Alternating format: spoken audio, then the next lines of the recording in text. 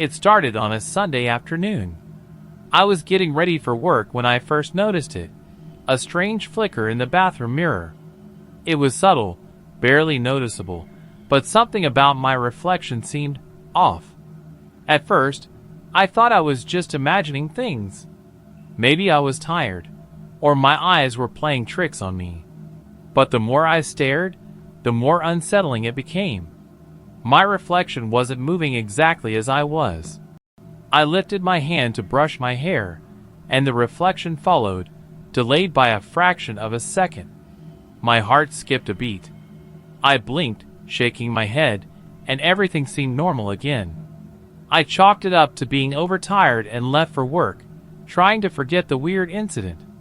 But things got worse. The next day, as I stood in front of the mirror brushing my teeth, I saw it again. This time, my reflection smiled, but I hadn't smiled. The grin was wrong. It stretched too wide, too forced, like a puppet imitating a human. I dropped the toothbrush, my eyes locked on the figure in the mirror. For a brief second, my reflection just stood there, smiling unnaturally.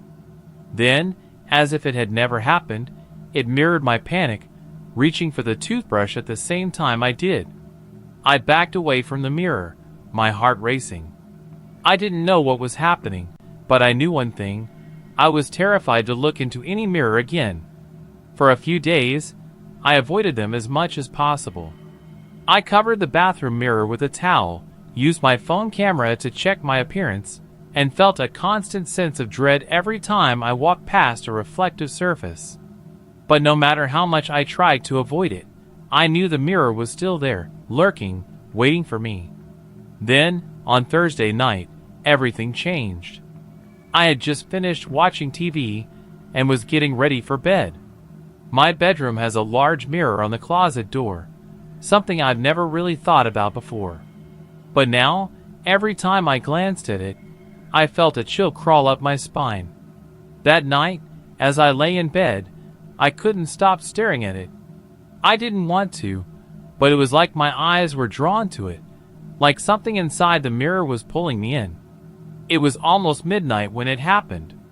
The reflection in the closet mirror began to move. At first, I thought it was just a trick of the light, maybe my blanket shifting. But then I saw it, my reflection was standing up. I hadn't moved. I was still lying in bed, frozen in fear, but the figure in the mirror was climbing out of bed, its movement slow and deliberate. My breath caught in my throat as I watched it. It was me, but not me. The reflection stood beside the bed, staring down at me with a blank expression. My heart pounded in my chest, but I couldn't look away. Slowly, the reflection smiled that same grotesque, unnatural grin I had seen in the bathroom. Its eyes, though identical to mine, felt lifeless, hollow, as if something else was looking through them. Then, it did something that made my blood turn to ice. It stepped out of the mirror. There was no shattering of glass, no sound at all. It just walked out, as if the mirror were a doorway into my room. I couldn't move. I was paralyzed by terror as I watched this thing, this doppelganger, standing at the foot of my bed, grinning down at me. It tilted its head, mimicking my own nervous twitch, and then it whispered in my voice, "You've been watching me. Now it's my turn." Before I could react, it lunged at me, grabbing my arm with ice-cold hands. I screamed, thrashing against its grip, but its strength was unnatural, overwhelming. I kicked, punched, anything to get it off me, but it didn't budge. The smile never faded from its face. That hideous grin stretched wide as it dragged me toward the mirror. I struggled, my legs kicking out, but my body felt weaker, like something was draining the life out of me. I glanced at the mirror and saw my own reflection staring back, calm, motionless, watching the struggle with a blank expression. But the thing pulling me, it wasn't my reflection anymore. It was me, but twisted. The longer I stared at it, the more distorted its features became. Its eyes were too large, its skin too pale, and its smile stretched unnaturally wide, revealing rows of sharp, jagged teeth. It was dragging me toward the mirror, toward its world. I felt the cold surface of the glass against my back. The mirror seemed to pulse, like it was alive, ready to swallow me whole. I could see my reflection inside, waiting for me to step in to take my place. With every ounce of strength I had left, I screamed, thrashing against the doppelganger's grip. My foot connected with its chest, and for the first time, it stumbled back, releasing me. I fell to the floor, gasping for air, scrambling away from the mirror as fast as I could. I glanced back at the reflection. The doppelganger was still standing there, inside the mirror now, its smile gone. It stared at me, its face a twisted mask of rage, but it didn't move. Slowly, I crawled away, pulling myself out of the room, never taking my eyes off the mirror. That night, I slept with all the lights on, my back pressed against the farthest wall from any reflective surface. I haven't looked into a mirror since. I don't know what that thing was, but I know one thing for sure. It's still there. Watching. Waiting. Asterisk asterisk. Every now and then, out of the corner of my eye, I catch a glimpse of movement in reflective surfaces. The reflection may not be mine, but it's there, mimicking me, waiting for the right moment to come back. And I don't think I'll be able to stop it next time. I thought that once I escaped the grasp of the doppelganger, things would go back to normal. I hoped that maybe, somehow, it was just a nightmare, a hallucination brought on by exhaustion. But deep down, I knew that wasn't true. There was something wrong with the mirror. Asterisk asterisk, and it wasn't done with me. Asterisk asterisk. The next few days were suffocating. Every reflective surface in my house felt like a trap. I avoided them at all costs, covering every mirror, glass pane, and even shiny objects. My bathroom mirror? Covered with a thick blanket. The closet mirror? Hidden behind taped-up cardboard. I stopped carrying my phone, terrified of catching a glimpse of that twisted reflection in the black screen. I couldn't escape the feeling of being watched. Every corner of my home felt dangerous, like something was hiding just out of sight, waiting. I could sense it lingering behind the mirrors, just beyond the glass, waiting for me to slip up. I tried to move on, but the dread hung over me like a dark cloud. Friends started noticing I wasn't myself. "You look pale," one of them said. "Have you been sleeping?" another asked. I laughed it off, making excuses, but the truth was I hadn't slept properly since that night. Every time I closed my eyes, I saw it, asterisk asterisk the doppelganger asterisk asterisk, dragging me back into that mirror. And then, one evening, it happened again. I was sitting in my living room, trying to distract myself with TV, when I heard a faint noise from the hallway. It was subtle at first, like a soft tapping sound. I tried to ignore it, focusing on the show, but the sound grew louder, more insistent. Tap, tap, tap, asterisk asterisk. My heart began to race. I knew that sound. It was the same tapping I had heard that night when the doppelganger had stepped out of the mirror.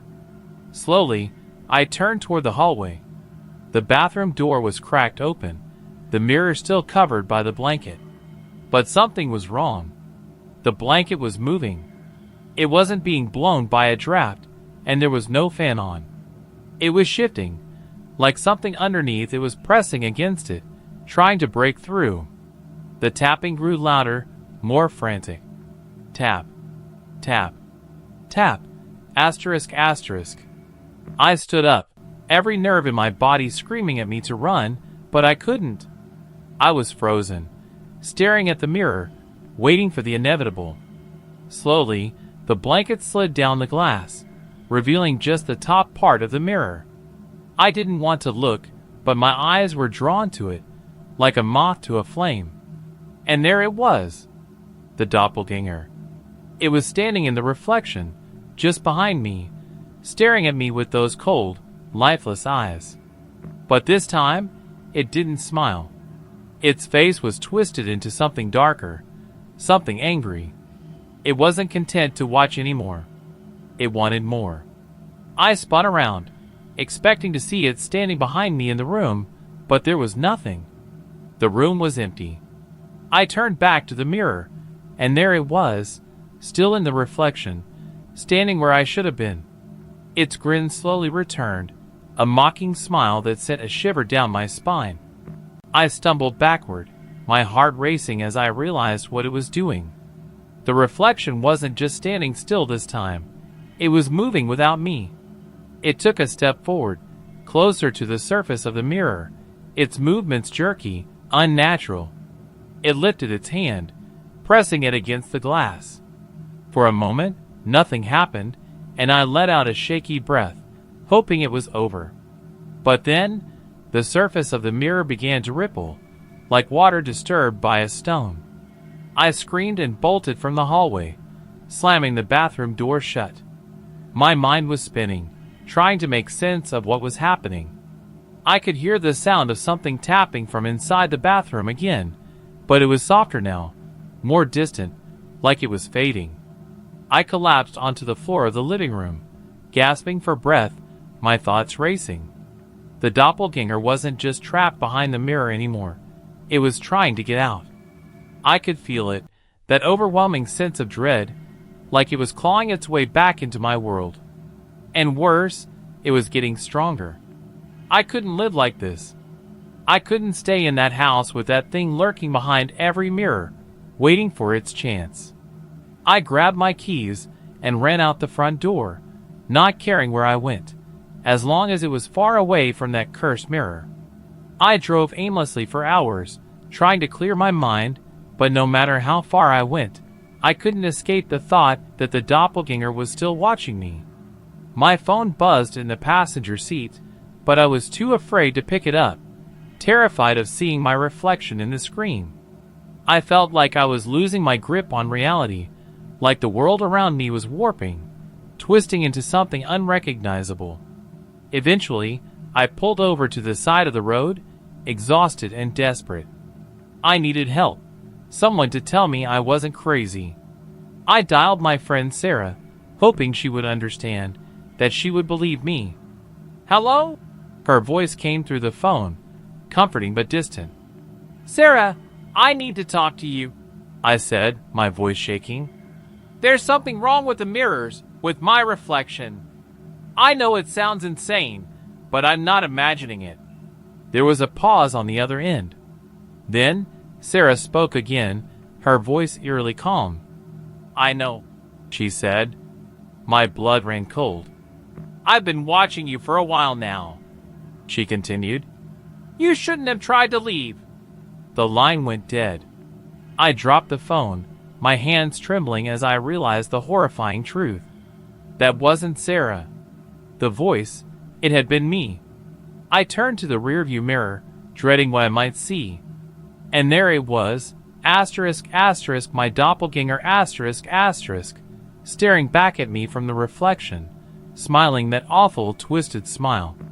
Before I could react, the reflection whispered in my voice, "I'm not in the mirror anymore." I threw my phone into the passenger seat, my chest tight with panic.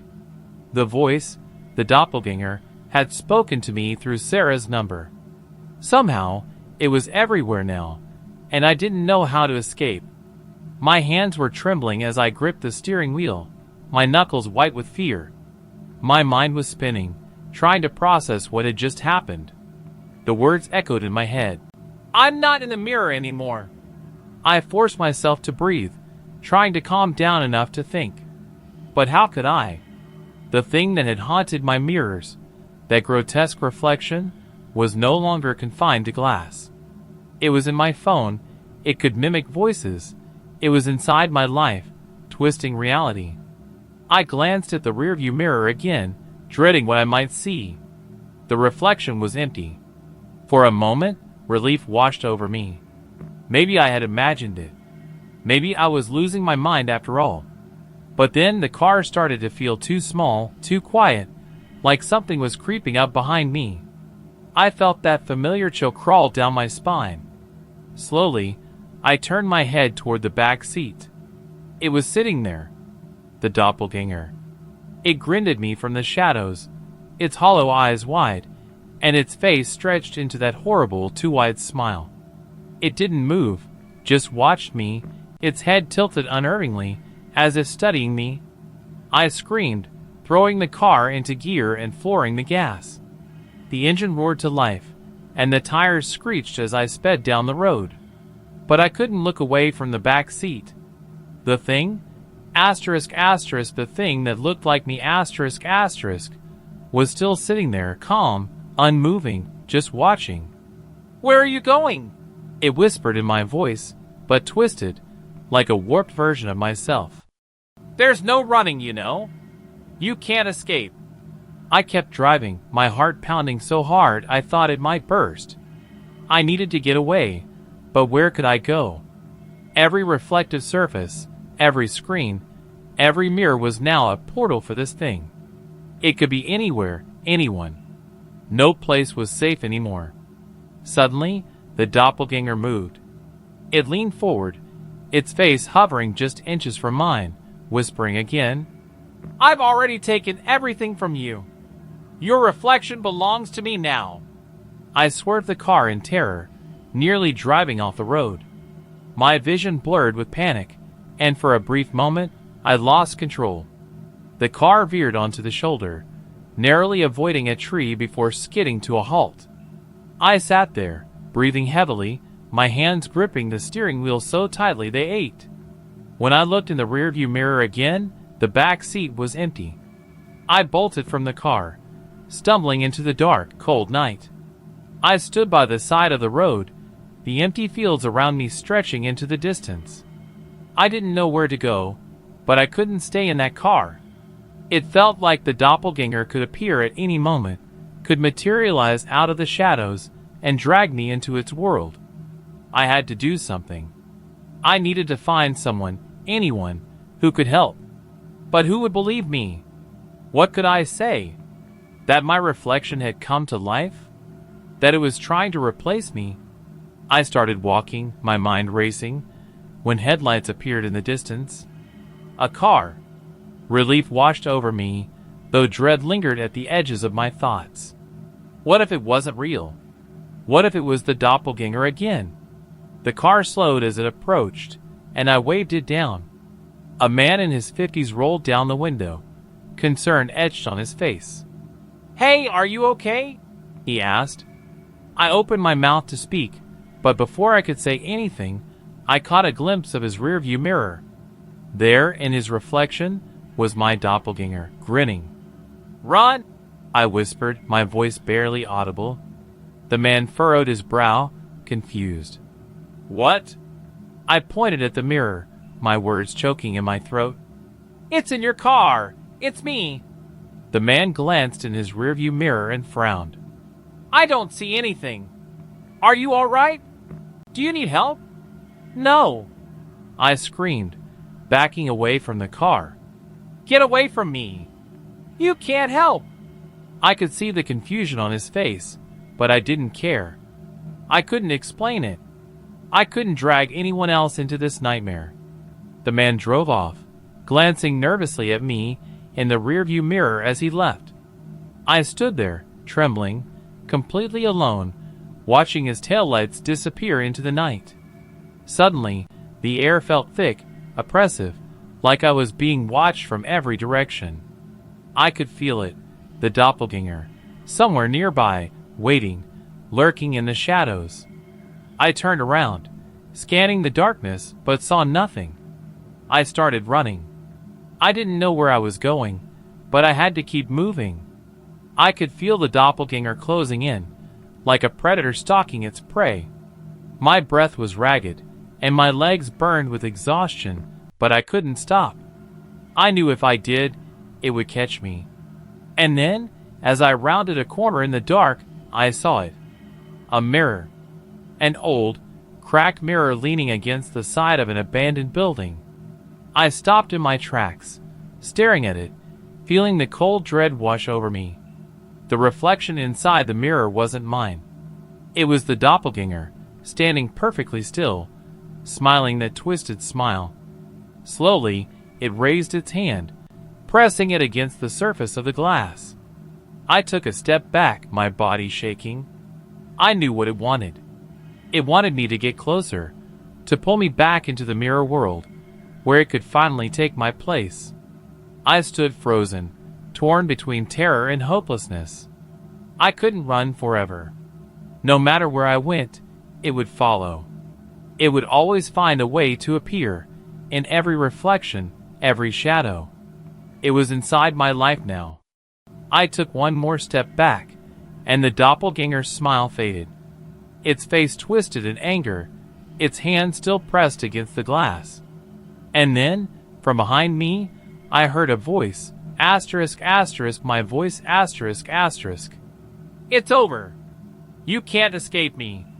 I turned around, but it was too late. The last thing I saw was my own face, my real face, being pulled into the mirror as the doppelganger took its final step into my world.